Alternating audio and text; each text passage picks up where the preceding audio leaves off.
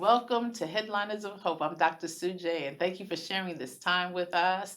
I'm ignited, delighted, and always excited to have you with us. But we have some special guests who are headliners here on the East End. Today is Debra McEneaney. Welcome. Thanks, Sujay. We've seen each other at so many events. I know you best as being philanthropist for Bridgehampton Child Care Center.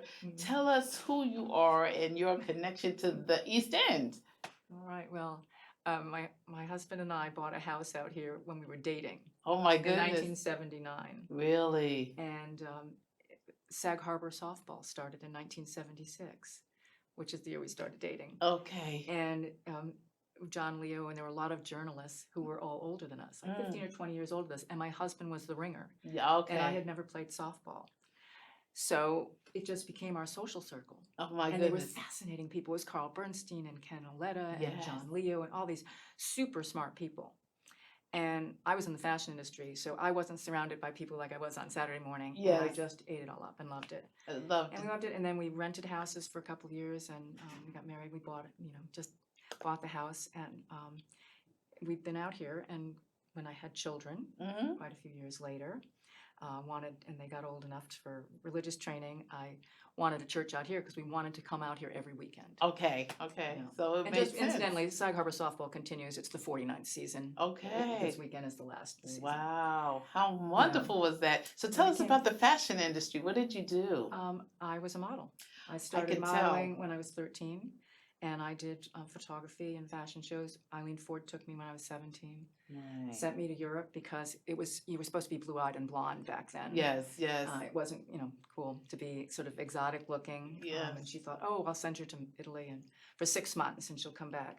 Well, I didn't come back for 2 years. I Wow. loved it. Did you? Loved it. Which part of Italy were I you? was living in Milan, based in Oh. Milan for a year and a half, and then I was in Paris for 6 months. But I took any booking, any photography shoot that was a trip. Yes. So, I went. You get to travel all through. So, and they paid me. So Which it's is just- not a bad deal to have. No. Where were you actually raised? I was raised in Connecticut. Okay. Came to New York City on a class trip Okay. when I was 12 and got back on the bus and said, I'm moving here as soon as I can. And you And did. I moved to New York City. And then you moved to Italy. Yeah. Wow. I promised my dad I'd go to college. And as soon as I came back, I was 22, I started Fordham at night because I was Okay. modeling during the day. Yes. And Kevin, my husband, sat next to me in a class. Is that amazing or Yes, what? Similar story to Susan Taylor, if you might. You need to talk to her Yeah, sometimes. Her yeah. husband, Kefra, actually sat next to her and took notes when she couldn't be there. And so that's a wonderful story. Yeah. What's your favorite part of living out here? I love the light. I love the light and the openness. Yes. It's so different, than our apartment in the city, which Yes. is great. But here you have windows on all sides, and I just love nature. Yes, yes. I I'm just- a water baby, so Mm, I oh. just go to Havens Beach or to Long Beach, and I Mhm. can just sit. I don't have to get in it. Mm. I'd love to swim, but I just need the water and the beautiful air. It's Yeah. always so pretty. Well, And we've kind of made our house into a little oasis. We changed our pool to salt water last year. did you really? And I'm not as beach deprived as I used to be Okay, because I so get you- to swim with Yes. no waves and no sharks or anything every day. Which is good, and no algae and all the other things that are happening. Yeah. Well, that's wonderful. Mhm. So, you raised your children out here We raised them in the city, but we Okay. always came out here on weekends. on weekends? Okay. So they went to private school. They went to collegiate boys' school in Manhattan. Yeah, sure. But My we kids were at found, St. Hilda's and St. Hughes, so Okay. all that family. yeah, and we found a church out here though, because we were Catholic, so Sure. you had to be at catechism during the week, and Exactly. church on Sunday. So we joined the Bridgehampton Presbyterian Church, that big white church. Yeah, that big. Just because it was so pretty, and Yes. a couple of the young women said, "Oh, we have a little summer program," and I put my older son in it. How And I wonderful. learned so much about the area because they're all the farm families. Mm-hmm. It was the Whites and the Halseys and the Hildreths, and Yes. the history was so rich. I became Mm. fascinated by it. Well, now you've taken that rich history and you've helped other organizations to actually become rich. I used to send my kids to the Bridgehampton Child Care Center, and it was nothing like it is now. That's just one of your projects. But talk to us about working with Bridgehampton, and then talk to us about the East End, what you brought together. Well, I ran the Artists and Writers game before the Bridgehampton Center for 9 years. Did you really? And actually, Leaf Hope asked me to help him. He'd been running the game forever. And because my husband played in the Artists and Writers game, he wrote for Addiction Magazine. He ran Phoenix House, the largest Of course. I said that for 37 years. Recently, So he was a kind of another ringer in the Artists and Writers game, but he really did write articles on addiction. And so I knew the game and Leaf, and then Leaf said to me, look, I'd like to pick Phoenix House as one of the charities. So we took that as a third charity. Wow. And I said, and he said, we don't have any sponsors. This was in February. we ran into him in the laundry. It was a bar that he owned. And I said, well, I can probably do that for you. I was modeling, still time, but I liked doing that. I'd help Phoenix House with events and things. And, we made 26,000 that year, and then we made 46, and then we made 100. And oh my goodness! Anyway, 9 years later, I was grooming the Bridgehampton Child Care and Recreational Center to become a fifth charity because we'd also taken on the retreat. Yes. And then it just, I don't know, the stars aligned and stopped that. And Bonnie Cannon made me fall in love with the center even more. Yes. Although I knew about the center because Peter Jennings had done Jazz at Jennings. And my husband and I had always gone to those for 9 years at Casey's house. But anyway, so it just happened, and Casey contacted me and said it was the 10th year of Peter Jennings passing. Yes.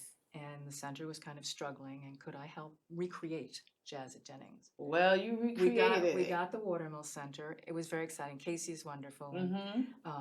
And we made, I guess we made the center $200,000 or $300,000. I don't remember exactly what the amount was. Oh my goodness, that's amazing. Kind of the rest is history because there was just so much to do. And my husband and I have a consulting company called Hope Works. Oh, well, you're the right show. Hope, Headliners of Hope. So yes, So it's just great, and it's been an unbelievable journey with Bonnie.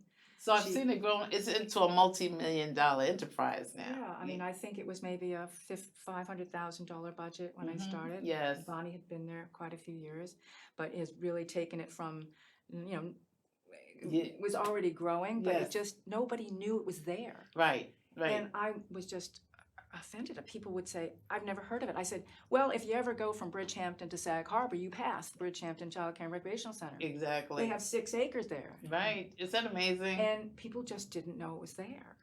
So it's not only viability of an organization, but it is visibility. Yes. That also is important. So what made you fall in love with Bonnie? Is it somebody sharing the story? Tell us kind of what grabs you when you're a philanthropist or a fundraiser. She was a very loving person and very passionate.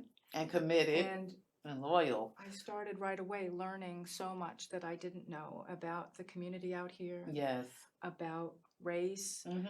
Just opened my eyes. And I've been stunned at myself multiple times because I spent most of my life in New York City in very mixed company. And I've learned a lot from Bonnie. And you've done well. You've done well. Bonnie Cannon's been on this show. For those who don't know, she's the executive director of the Bridgehampton Child Care and Recreational Center. We call ourselves the center, but our legal name is Bridgehampton Child Care and Recreational Center. And she's been a guest with us several times, also in our celebration of Black culture, but also one-on-one with her. And so thank you for shouting out her name. What other projects? Talk about the East End where you brought charitable groups together, nonprofits together. Something we did during COVID was Dan Shedrick, who's a local, called me, and then Joan Overlock with the Eleanor Whitmer Early Childhood Center. Yes. And it was then Steve Long, who was with See Me, and said he wanted us to come over for a drink. We're like, come over for a drink? It's COVID. We don't. Right, exactly. We did it with our kind of masks and sitting apart. Yes. And he had this idea about a coalition, just for like one-time kind of thing. Yes. To help these not-for-profits get some money. He was worried about us. Yes. And, everybody had food pantries now, and it was, really tough times. And we brainstormed and came up with the idea of the East End Fund for Children, but we wanted it to include marginalized children from Montauk to Riverhead. Oh, what a wonderful idea. So we really thought the criteria was they had to be serving marginalized children, and they had to be in that area. And we asked Andrea Narte, who It was going to be a guest on one of our Fancy Youth future shows. Association, Yes. the retreat, Project Most in East Hampton. Yes. CMU's part of it, and the Eleanor Whitmer Early Childhood Center. And Bridgehampton. Yeah. So it's just great. And what we did was we took the mailing list and we looked at people who hadn't given for many years to us. Yes. But obviously at one time they cared about children on the East End. Yes. So we did a mailing and we got some money in and some support.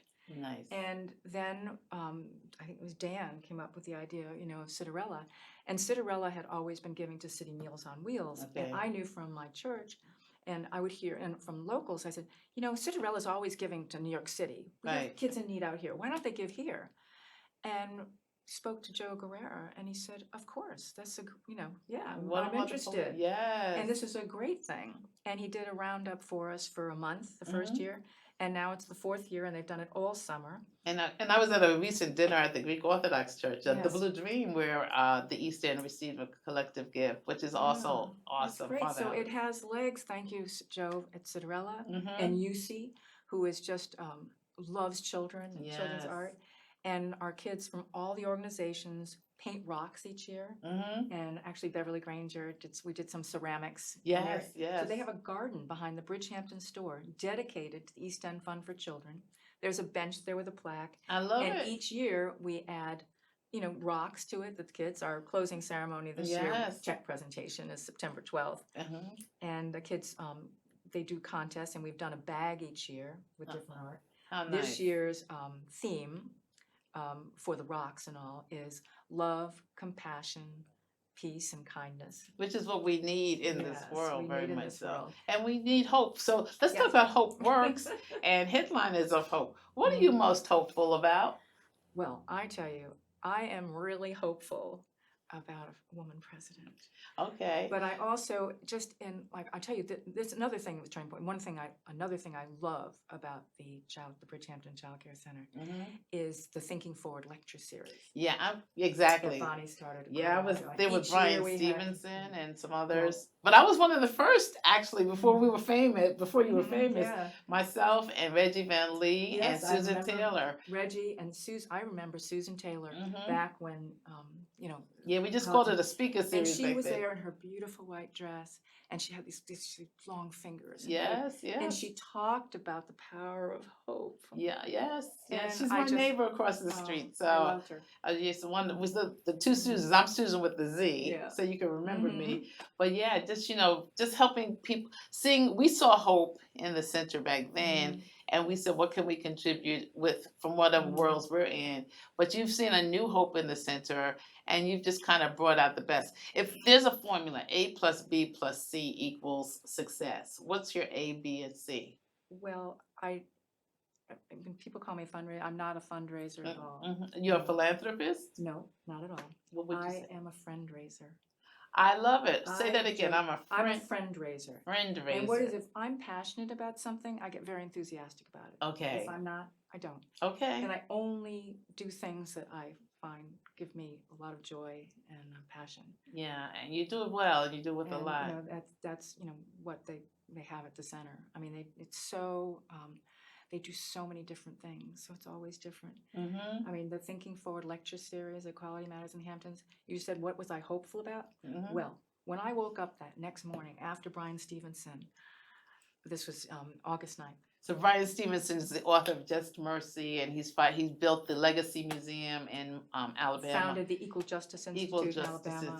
Yes. And he was just brilliant. He didn't take a breath when he was talking. No, he crammed so much information. And he talked about the dangers of fear and anger and the importance of love and hope. So it fed right into me. Exactly. But I woke up the next morning like a weight had come off my shoulder, and I said, this is great. There really is hope. There is hope. My White House Fellows class, this is the 30th anniversary of my White House Fellows class, and we went and sat with him because one of our journalists, Jamie Floyd, who's also been a guest on the show, actually knew him and interviewed him. And he spent 2 hours with us, nonstop sharing, and then we visited the Legacy Museum. But just brilliant and just really passionate and purpose Mhm. filled. You know, knowing what his purpose on this journey. What's your purpose on this earth as you understand it? Just to try and be nice and try and be helpful, and whenever I can in any different way. Mm-hmm. You know, I love people. I love connecting people. I Mm-hmm. love solving problems. Wow.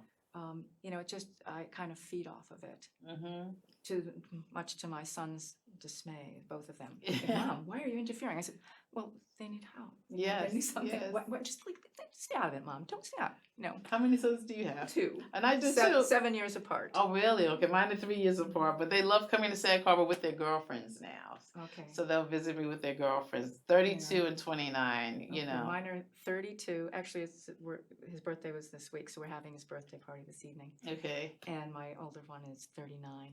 But he's married and has 2 children. I have 2 granddaughters, Oh, wow. 5 and 8. Oh, beautiful. Very different from sons. Yeah. Oh, my Quite goodness. adorable. Yeah, I'm looking forward to granddaughters. Isla helped me pick my outfit this morning. Did she? Okay, well, tell her she She's did 5, very well. yes. I She's love got- it. she's got I love style. it. So we talked about marriage. Let's talk about money. Were you able to do the things you're doing if you didn't have money? Would you be Well, able to? I didn't come from any money. Right, but I you started working when I was 13. as a model, and- though, right? Yeah, Mm-hmm. and of course you make more money as a model than you do most jobs Yeah. starting out. You know what I mean? But I was really, I really saved everything. Yeah. I became I came very from that frugal. generation too. I grew up, you know, spending a lot of time with grandmothers that were Mm-hmm. had not been born here, Yeah. from Finland and from Italy. And my mother grew up in the Depression, and they none of them had any money, Right. but they had faith. They knew how to cook, thank goodness, because my mother Yes. didn't cook. Yes. So And the work and they ethic. taught me how to be very frugal, Mm-hmm. not to ever waste anything. Exactly. And I Exactly. saved, and as soon as I could, I started putting like the maximum I could in a retirement account. Yes. Yes. From the time I was 18, Yes. Yes. and it, you know, it It makes a difference. It paid So off. when you were modeling in Italy, were you around relatives also? No. Oh, okay. No. Okay. Okay. They wouldn't have liked the idea of a single young woman No, in Italy. they were They old would have school. taken me back to Naples. you know, Yes. you know. They put a long skirt on you and the whole bit, you know. Yeah. Let's talk about marriage and managing life, you know. You're helping all these centers. Talk about family life. Well, I'm always been very organized. Mm-hmm. I mean, I think I was a hands-on mom. I was always, you know, I'm still on the board of the Parents of Alumni Board at Collegiate. Are you really? And I'm But- on Riverdale yeah. Country School, Yeah, yes. but you just do it. Yeah. I mean, I was working, you know, 10, 12 hours a day, but you know, I was fortunate enough. I had only 2 babysitters. Wow. My Yes. super's wife for 10 years, and then she wanted to retire back to Croatia. Uh-huh. And I said, well, you have to get Ian out of diapers for me. Yes. I can always bring them to school. You know, Right. but, and she did. She stayed, and then found me a Bosnian Muslim babysitter who didn't speak English. Oh, wow. And she said, Zeta's the person for you. And I remember the nursery school being outraged. You have a babysitter that doesn't speak English. I said, they have me, and they have Kevin. Yes. They'll learn to speak English, Yes. trust me. Yes. But Yes. Mary told me I could trust her, and I did, and we're close to both of them today. Wonderful. Yeah. My children had 2 babysitters Yeah. also. One just passed, but they help raise them, which was wonderful. Yeah. So you talked about, making sure things are organized, and how do you prioritize, which is a different word. Organize and prioritize. What do you prioritize in your life? My family. Okay. Yeah, Mhm. always. Mhm. Always my family. Yeah. For better or worse. Yeah. You know, No. my husband's had a lot of health issues, Mhm. so that's, it's been a 20-year saga, but he's healthy. I Wonderful. mean, he's my walking miracle.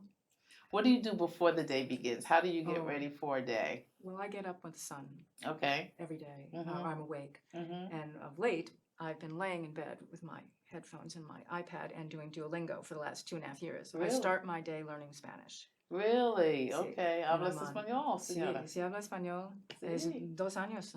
Estudié in Valencia. I studied in Yeah. Spain for a semester. But So yeah, it's good. just great. And then I exercise. I do at least an hour every day. Mhm. What's your favorite? Well, I had a ski accident 16 years ago, so that cut out tennis and Okay. skiing. I still played softball, but then I had a bike accident last year, broke Mhm. out. So now I do a lot of walking. I have an elliptical out here, Yes. and I have a stationary bike in the city for bad weather. Okay. But I walked, but I discovered a preserve at the end of my street. Now, I've lived there since 1979. Yes. And the town of Southampton, with the help of Peconic Land Trust, preserved 108 acres at the end of my street. That are Wow. serious hiking trails. Really? Serious hiking trails. Yes. I got lost in there a few times. Now I got my routes. Okay. The yellow route to the red route, the yellow route, whatever. Okay. But it's really nice, and I can't believe that there's this amount of woods and hiking trails in Sag Harbor. Yes, yes, yes. How wonderful is that, right? And my Wi-Fi works in there if I get a call. There are 2 benches. In Okay. The So what's a typical day, a weekday like for you? It always starts with exercise in Spanish and making sure the house is in order. And then I usually do any kind of complicated things like Excel sheets, anything with math, any projects that are on my to-do list. I'm big on legal pads with to-do lists. Yes, yes. I have to write everything. I have lists. I check them off. Exactly. But I do the ones that are my eyes are going to blur over on my laptop with first. Yes, yes, exactly, exactly. Yeah. So you were on the LTV board, and we want to thank LTV for this opportunity.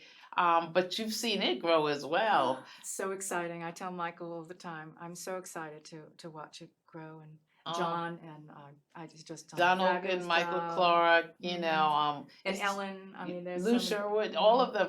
It's wonderful. So they've allowed me to have the show for 3 years now. So you're my 40th guest. So we're celebrating you today. But it's just a wonderful space and place, and now the community has discovered LTV. I'm on the board now, so thank you for paving the way. But what are you hopeful for in terms of television? You've been in the world of modeling, and you know this is a public access show that is wonderful. What are you hopeful about?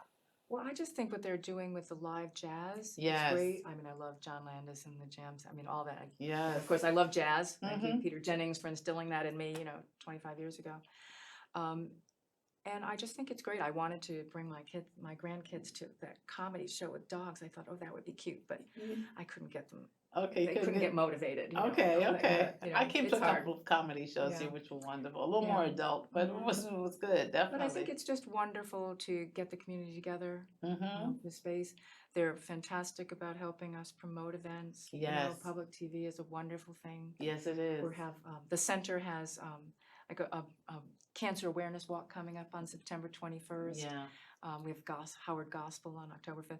But they'll always, put ads on for us. And that's 2024. This may show again in 25. So we'll just say the fall. Yes. The fall. Oh, we have so many events year round. You really do, and it's wonderful. So throughout the summer, we know that there's at least 3 Bridgehampton child care events we're going to go to, and the community goes. We also celebrate right here in this space a celebration of Black culture. So all the historically African American villagers come, and we do a live show. And so we'd love to have you sometime come to that as well, and bring our Bridgehampton family over here as well.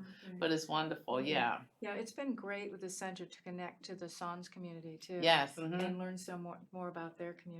Right, and that stands for Sag Harbor Hills, Azurest, Nineveh, and the subdivisions, or we also call it the historic Black Beachfront community. So we have 2 names now, but it's wonderful. I could have worn my hat today. Yeah, okay, your Sans hat? I have one too. Okay, so I've been here now 27 years in Sag Harbor, and today I've lost my 27th pound this summer. So a lot of numbers here. Oh my gosh, it was time. It was time. I always say just don't gain weight. That's my advice to people. My whole life, because it's really hard to lose. It really is. It really is. I'm still dealing with baby weight. My kids are 29, but it's just been it's a wonderful place to just exhale. And I think when I come off of LIE at exit 70, I still have 45 minutes to drive, but physiologically, I feel my body shift and the shoulders go down, and I'm like, oh. Once I cross the canal. Okay, the canal for you? Okay. That's your spot. That's your spot. Do you have a favorite spot in town in Sag Harbor to eat and then also to frequent? Well, I've been really loving K Pasa. Yes. I think that's good. It's kind of trendy food. It's easy. I mean, American Hotel, I like. I love there. Yeah, I'm getting ready to go there for lunch. Yeah. Exactly. And where's your spot to you now made your home an oasis, but do you have a spot outside of your home where you just, it speaks to you in Southampton, Sag Harbor, or on the East End? No, I mean, I love the beach, the ocean. Yes, okay. I love Cameron. That's where I brought my kids all the time. Okay. That's where my son proposed to my daughter-in-law. Really? Cameron. Oh, how So you beautiful. go there. But yeah, and I mean, if I'm going to go play Longhouse Reserve, it's beautiful. Yes, yes. Really beautiful. I It find is. that very relaxing and so different at every season. So, what's your one word of hope for all charitable organizations? Fortunately, several are working with you or you're working with. But what's your one word of advice to all charitable organizations who said they may have struggled, but they still survived? What would you say in terms of hope for them? I think you have to spread the joy, spread the mission of what you're doing, let people know what you're doing all the time. And if you have little kids, show those little faces. Yes. Show those faces. We don't need print. We don't need long stories. You need to see the faces of joy and emotion. And that's, really very, very helpful. You're absolutely right. One of the last things I did when I was leaving the New Orleans jazz band, I interviewed one of the young men who had graduated and gone on to who's doing extremely well. But his face, Kwame. Kwame. Oh, Kwame. I know. I just did the newsletter before the one. Oh my goodness. He was so incredible. He wrote me such a great thing. I said, Kwame, would you like to help me with the Jazz Soul Celebration? And he came and he volunteered for me, hanging the banners of those kids on the fences. Tell us quickly what he's doing, really quickly, 1 minute left. He really wants to be in the music industry. So he is just really kind of networking now and really trying to do whatever, but he's got his degree. Yes. He's so personable and he spoke so well. Yes, he did. He did. I mean, I'm going to have him on the show. And he's so responsible. Yes, he is. And he's on time. He has all these qualities to make it. Yes. He's got a positive attitude and he's, as I say, seems to be organized and on time. And I mean, I can't wait to see how his life blossoms. So I like alliteration: positive, prompt, and prioritize. Those are 3 lessons we learned today, and that's the key to success. But you have been hope-filled, and it's been such a joy to have you. Thank you for coming. Oh, you're a pleasure. You're a pleasure. I love seeing you because you always have a great smile when I see you. Thank you. And thank you for sharing with us. This has been Headliners of Hope. I'm Dr. Sujay. A shout out to our LTV production team and all of you. Thank you for sharing with us. Stay tuned.